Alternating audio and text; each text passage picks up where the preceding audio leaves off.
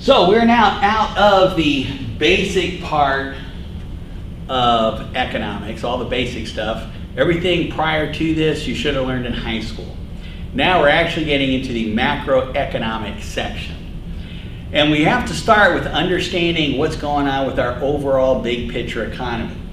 This is where we take a look at measuring the U.S. economy. In other words, how do we know we're there and why? So this is where we start with this indicators and gross domestic product. So take a look at the handout sheet that you have, and we're going to go ahead and take a look and start off with what an indicator actually is. Now it's just a trend, a fact, something that we can look at to help us make a decision. Remember, every graph that you have is there for one reason and one only, to help you make a decision. And this fact is going to indicate the state or level of something. Is the water high? Is the water low? How do we know that? Well, we took a look at the pond out front and we measured it daily when we had rain and we didn't have rain, and we put it on a graph.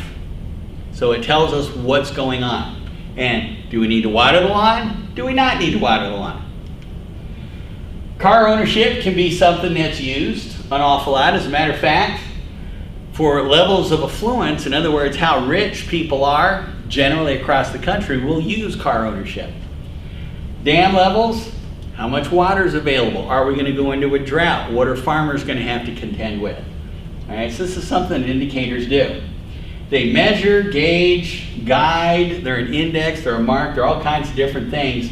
But what we're looking at is, what do they show us? Now, why gather the information? Remember earlier I said you can back up the thing if you want, to make a decision. It's going to provide data for us to make that decision. Hopefully it's good data. And if it's not good data, we're going to make a bad decision, even if it looks good to us. When we talk about economic indicators, we're talking about the economic production in the United States at its present level. This is GDP, or gross domestic product. There's two types. There's long-term and there's short-term indicators. Gross domestic product follows under the long term. The other two we're going to look at, inflation and unemployment, are short-term indicators. But let's take a look and kind of give you an example why we have two types. We go into a doctor annually, and it's our annual checkup. And the doctor goes, "How you feeling?" And you tell the doctor that. The doctor looks over all your lab work, and the doc says, "Okay, well, this is working good, this isn't working," and you guys come up with a plan to go ahead and get your health better over the year. Right? That's long term. Sees what's going on, temperature, feeling, blood pressure, all of the indicators, the general indicators that you have. Now the problem is, if we only see the doctor once a year, we might have a condition coming up in between those times. Such as, we saw him in January, we break our leg in February. Now, what happens if we wait until next January to see the doctor? Well, we may not like that particular version. So, during the year, short-term indicators will come up. Like my doc always says, if you feel pain, that's probably a reason to call the doctor. So, I get the broken leg, I get fixed, I'm all happy and able to work again, all right? Same thing with our economy. If we get some little hiccups along the way, we try to change it so that at the end of the year, we don't all of a sudden say, "Wow, our economy died and we had no clue." So in the United States, our big indicator is gross domestic product, or GDP, and then the short-term unemployment and inflation. So let's take a look at these indicators. I mean, theoretically, it's the same thing as taking your pulse. Your pulse can say, "Oh, I'm feeling good. It's not racing, and I have one." All right? So I can tell you that you're doing well. Production is like the blood throwing through our veins, and GDP is taking that pulse. It's telling us presently, right now, how we're doing. So let's get that detailed circular flow out. And by the way, for the rest of the course, you want to keep this detailed circular flow diagram with you. Not only that, you're going to be adding to it as we go through the course also. All right? This gives us a certain idea of how production is going on in our economy. Now, we talked about a $22 trillion economy. Do you think there might be a problem or two in this diagram? Yeah, remember, it's a diagram. It's an assumption. It's a big picture view of a whole lot of things. But it does give us that big picture view. We got an idea of what should be happening, and then we break things down, and that's in business courses and other economics courses. That goes ahead and shows, okay, if you see this, you need to be doing that.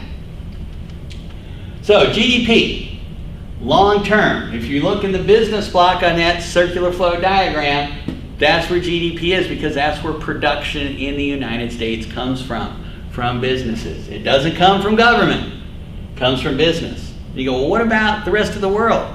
Well, yes, they have production in their business block, and then it comes into the United States through an import-export business. So that's why all GDP comes through business. Now, we're taking a look at it. We're going to look at it from the view of capitalism. So all these things are operating inside when we start talking for the rest of the class. We're looking at these characteristics. So we've got the GDP. Looking a little better, what does GDP actually stand for? What does it mean? Well, it starts off with this concept of gross domestic product and the aggregate or total output of the United States of America. Right? Now, why do they use aggregate? Don't ask me. Right? They could have just used total instead of a bigger word called aggregate. But all it is total output, in other words, how much we produced. So let's take a look at the 4 different parts of GDP. The first one is total market value. Right? Now when we talk about that, we talk about everything that we buy in the grocery store or anything that we buy in the product market down on that circular flow diagram. Oops. Now, the example, right? Let's say in 2021 we have a totally new country. We only make 3 things: gas, cell phones, and grapes. And this is what they cost. So in 2011, we sold 100 gallons of gas at $3 a gallon, or we got $300 for gas sales. We sold 200 cell phones at $100 a piece. We had $20,000 in cell phones. And we had 300 pounds of grapes at $1 a piece. We had $300. We add these up, $20,600 would be our total market value of what was produced. Now remember, everything that was produced, people are going to buy. That's the $20,600. But over here, we had to put all the cost of production and profit, because we're not making it just because we like to make it. We need to have a profit for the business to stay in business. So this 2,600 covers all of this. That's what we're looking at. So that's what it is in the market. It's not out of the production. It's in the actual store where we go ahead and buy it. On your circular flow diagram, it's in the product market. Now 2012, we sold only 50 gallons of gas, but we sold 400 cell phones. We sold 600 pounds of grapes. But the prices all changed. Prices change, don't they? Let me see, 50 at $5, 250, 400 at 50, 20,000, 600 at 1, 600, 20,850 is our total market value of the production. Right? That's what's in the supermarket right now on the shelves ready to go. Now here's another thing, of all final goods and services. Right? Here's where we take a look at our circular flow diagram. Notice, final goods and services comes out of the product market, goes home. Notice coming out of the business block, final and intermediate. Notice when it goes to the product market, we have intermediate goods and services heading this way. Intermediate goods and services, that's stuff that other businesses buy. Final goods and services go home. Now, why would businesses buy other stuff that other companies went ahead and produced? Well, let me give you an example. I tried making bread once. And bread, you need flour. So I bought all the ingredients and I put it all together, and the kitchen was a mess, and the bread, hockey pucks were softer than the bread when I finally got done. Anyway, it looked to me like I was never going to make bread. Now the flour was produced by a company. I bought it at the store and I brought it home, so it was a final good and service. But seeing how I was never ever going to make bread again, I had to buy bread. Now the company that made the flour doesn't make bread, because that was their good and service, was the flour. So the bread making company will also buy flour, make the bread, then bread comes down here, and then I'll go and buy the bread and take it home. The difference between the two is the final good and service is what we at home buy. Businesses are only going to buy stuff that they need to combine with other things so that we at home will buy those, such as a loaf of bread. So in this case, flour could be a final good and service if it goes home, or an intermediate good and service if it goes back to another business in making bread. So hopefully that gets the confusion out from final and intermediate goods and services and what they do and why they do it. All right, now, we also have a concept called value added, which people have a little bit of problem with. So we're going to take a look at it, and we're going to look at it through the fact of I'm an entrepreneur, and I figured out a way to go ahead and have gasoline right here on campus and a little convenience store, so that when you leave school, you don't have to worry about looking for a gas station or anything else. You can just pull into my station, pump it full of gas, maybe get something to drink on your way home, and you're gone. All right? We're on campus, we got security, we got lights, you feel safe. And you get something that you want, gas, instead of running out when you're halfway home. Now the thing about it is you want that gallon of gas, and I have an idea that it would be good. So here's my idea. Here's what you want, but do I actually have the station yet with that gallon of gas? I have an idea. Are you going to give me $3.65 for an idea of a gallon of gas going in your gas tank? Okay, the answer should be no. Now, first off, we got right now gas is like $100 or $1.85 a gallon and even lower. This was all put together several years back when gasoline actually was $3.65 a gallon.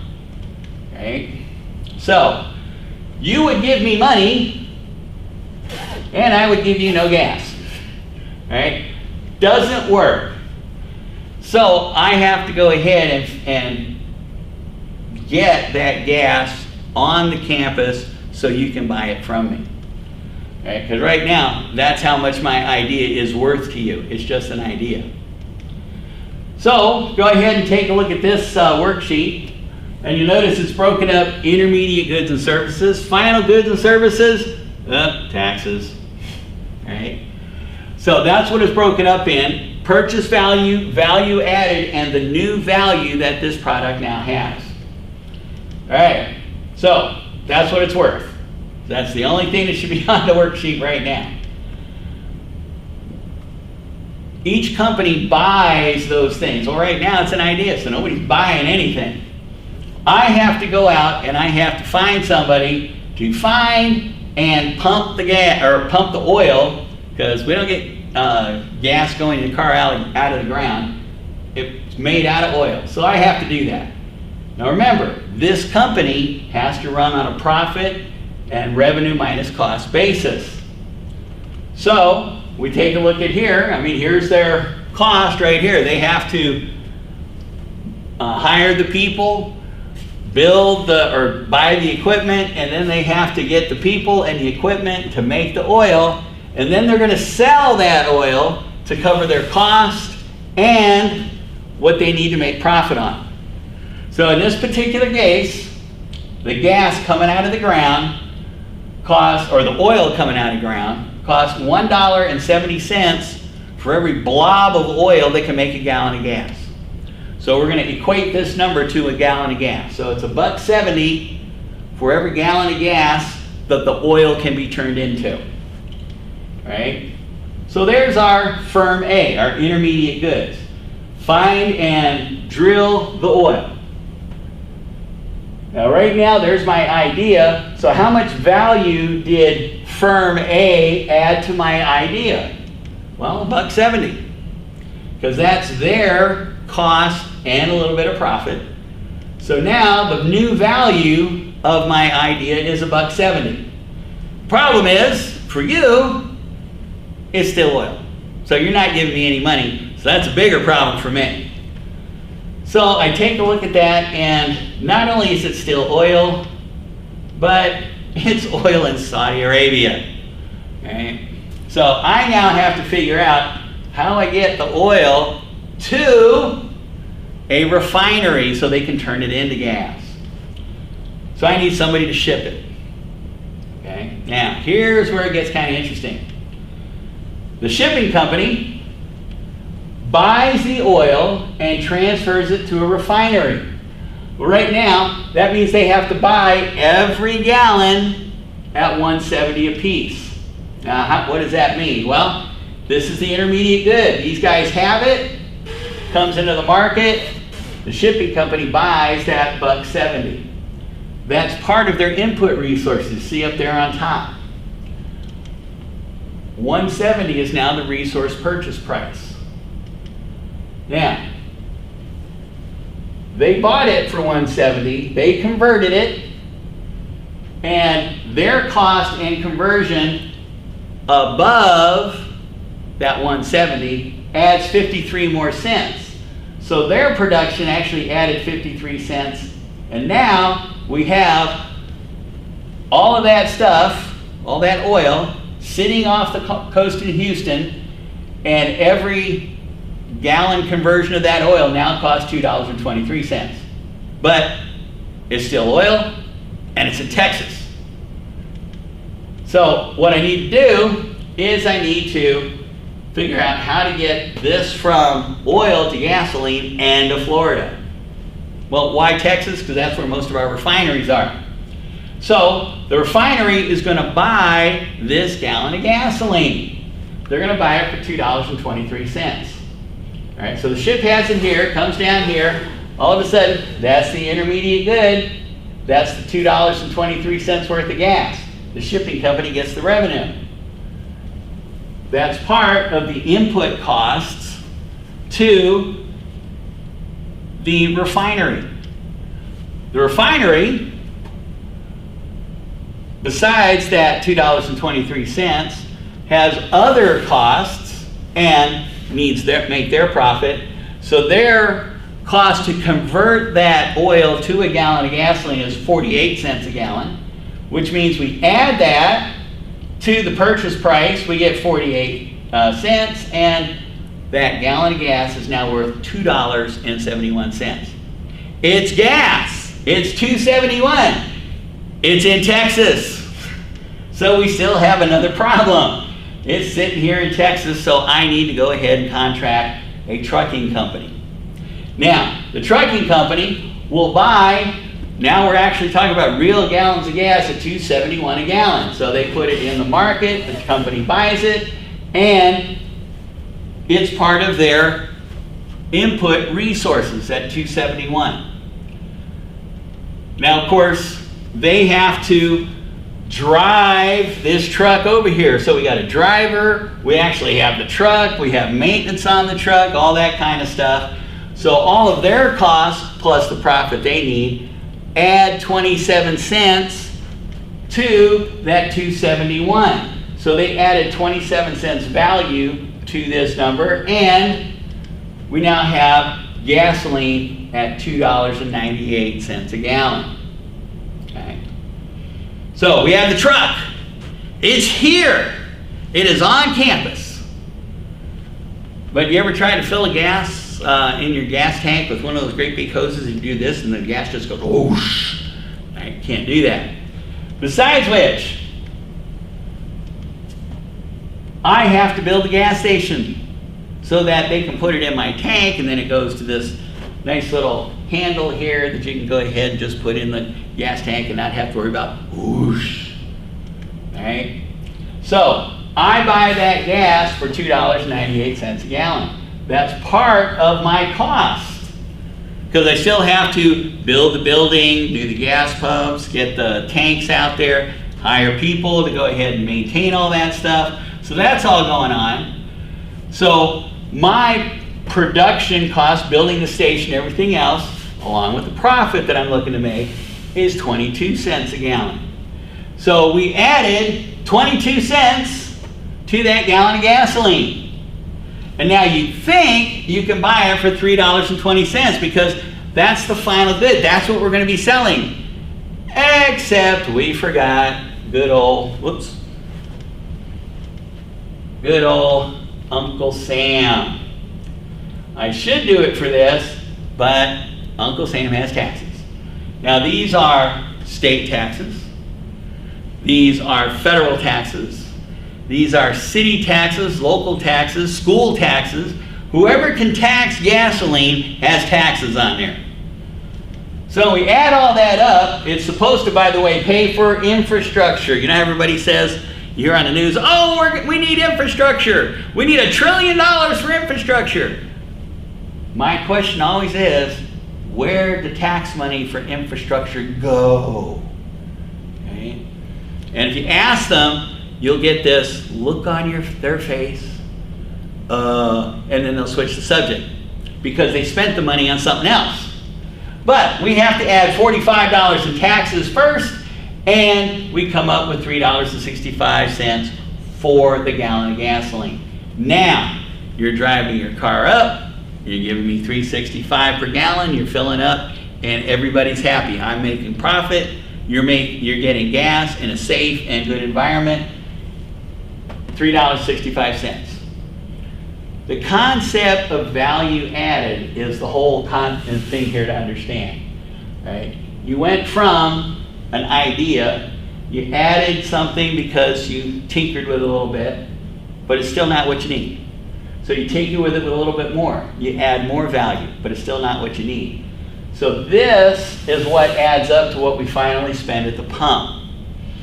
Now, if we went ahead and in GDP, we went ahead and added every one of these things, because GDP is measured in dollars. So if we did, well, they produced it, so that's $1.70, and they produced it as $2.23, and they produced it as $2.71.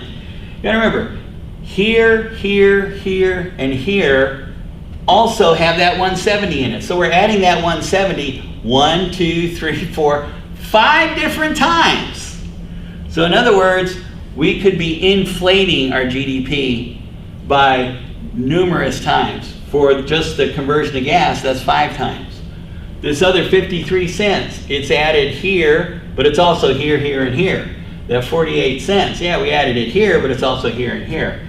So we'd be double, triple, and quadruple adding stuff. So that's why we don't take a look at intermediate goods and services. We only look at the final goods and service. The other part is, none of these folks would have produced anything if there wasn't a demand for the gas. So that's what we go ahead and work with this on.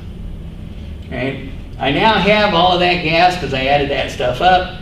This doesn't work, which is what we would be doing if we added up every sale.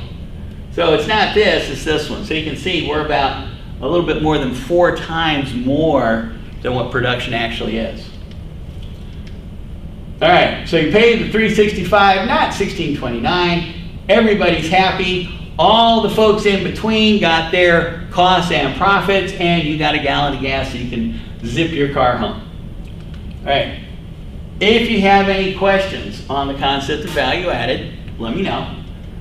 And we'll head off from there, because the next part, the fourth part of total output, or GDP, is produced in the United States. We don't care if it's produced in the rest of the world. And here's why. Say we have a Ford Motor Company, right? It's over in Germany. It's producing stuff. When the Ford Motor Company in Germany buys resources, who are they hiring? Americans or Germans? Well, it's probably Germans. Where are they getting their materials from? most probably from Germany or inside Europe, because it's cheaper to buy it domestically than it is to import it from the United States. So what we're doing is, it may be an American company, but it's in a foreign country, and it's helping improve that country's GDP, not ours. Now, however, let's say we have a Mercedes company in the US. Are they hiring US workers? You betcha. They're going to the resource market and they're hiring Americans. Materials, they're probably going to buy their aluminum, metal, and electronics from American companies because it's cheaper here than importing it from the rest of the world. So we're looking at production, but only production in the US. We don't care if it's a US company or a foreign company. Are they producing in the US? Because if they are, chances are they're using US resources. So it's building our economy, it's improving our GDP. And then finally, within a year. Now, within a year is kind of important because different quarters of the year compare differently to each other. In October, November, and December, are people spending a lot of money? You start shaking your head. Yeah, why? Well, because there's things like Thanksgiving, all the different Christmas holidays and stuff. So we have a lot of people spending money. So there's a lot of production going on to meet that demand. Now, in January, February, March, are we spending the same amount? Answer is probably no, because normally during that time period we're paying off all the credit cards that we put the October, November, December spending on. So if you went ahead and compared the fourth quarter in 2019 with the first quarter of 2020, you're going to go, oh, spending went down. The economy's crashing. We're having problems. No, it's not. We expect that to happen in those quarters every year. Taxes come in April. February, March, and April, you got people going, hey, let's go ahead and bring your tax stuff in. We'll do them for you, and you can use it as a down payment for a new car. Right? June, we start summer. We go on vacations. August, school starts up. We've got different spending patterns. And then, of course, in December, we've got all the holidays and everything else. So year by year is how we check our economy. Now, if you did want to check the fourth quarter of 2019, what you would do is you would check with the fourth quarter of 2018. That way you're comparing like things, apples to apples. Instead of fourth quarter of 2019 and first quarter of 2020, now you're comparing apples and oranges. But we do it within a year because these things normally always happen, so we can check the spending and production and demand in those areas on an annual basis. So, total market value of all final goods and services produced in the United States within a year. This is the production in the U.S. economic system. Or in other words, supply. Remember our supply and demand?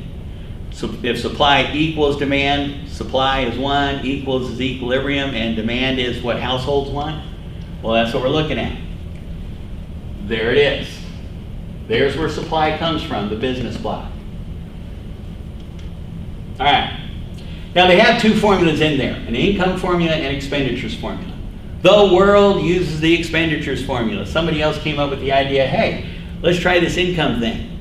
Well, the one thing I don't like about it is a little bit harder to calculate, plus it requires you to give an estimate of certain things, or in other words, a best guess.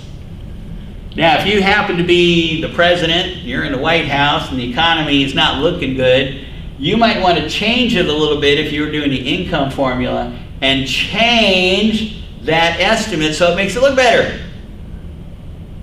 Of course, if you're trying to become elected to the White House, you might want to look at a different way to estimate that best guess so it makes them look bad, and you say, hey, vote for me, I'll make it better. That's why we don't use it. Because the expenditures formula, first off, is actual money spent on the demand side. And it works really well with our circular flow diagram because it talks about all of our 4 key players, you know, the baseball teams, and it talks about the circular flow model itself, how it works together. All right? So we're using the expenditures formula. Don't even worry about the income formula. I don't even know why they still have it there. So if GDP is supply, where is demand? Because remember, demand is what businesses want to produce for. So it's very simple. GDP equals consumption, that's consumption spending from households, plus gross investment, or all of business spending, plus government spending, plus net exports, or the rest of the world and the United States combined with imports and exports and how that works. Here's our supply. Here's our demand. There's equilibrium. So just like we talked about earlier, it's all right there, and it's the formula we're going to be using. And when we take a look at consumptions inside of the household block, I want you to put this C here because it has to do with households. All purchases that are done in households. And about 69% of all purchasing is done by households. So stick that 69 somewhere above the households block and stick consumption, the big C, inside the households block. Because that's where it comes from, and that's the percentage of how much it is. So when we talk about 69%, we're talking about 69% of $21 trillion. Right? That's about like $15 trillion of spending in this whole economy is right there. All right. The second one is IG, or businesses. Businesses spend about 17%, or buy 17% of the goods and services in the economy. Now, the IG stands for investment, that's the big I, and the little g is gross, so gross investment. So there's 3 things that businesses take a look at. The first is, remember, there's our IG and 17%, so you might want to slip those in there. Change in inventories. Right? Remember, going back to our corn and our customers, you got to take a look. Remember, change in inventories. If the inventories are down and we got people showing money, we got a shortage, so we're going to produce more. Change in inventories. We got too much and we don't have people spending, we're going to reduce. So business investment, we're going to increase or decrease depending on our inventories. Also, all construction projects, whether it's a tiny home all the way up to a mall complex, whatever it is, that's business spending. And then purchase of all new and replacement capital. Now here's where some people have some trouble because that new and replacement capital is a little bit confusing. So let's look at it. We got a production possibilities curve here. Notice we have 1, 2, 3, 4, 5 businesses in there operating. It's January 1st. Now throughout the year, do you think some of those machines will wear out, break down, or become obsolete? Shake your head this way, right? Because that's what will happen. That's normally what does happen. So we could go ahead and during this time we know that 20% of all of this stuff is going to go ahead and wear out or become obsolete. So what we do is we want to replace it. Now here's the thing. Instead of buying just one new factory level thing, we buy 2. Both of them exactly the same. Brand spanking new, shining, everything else. But one is labeled replacement capital and the other is labeled new capital. Because this one is going to replace the one that went ahead and wore out. If we didn't replace this one, what would happen to our production possibilities curve? Yeah, it'd probably shrink in a little bit.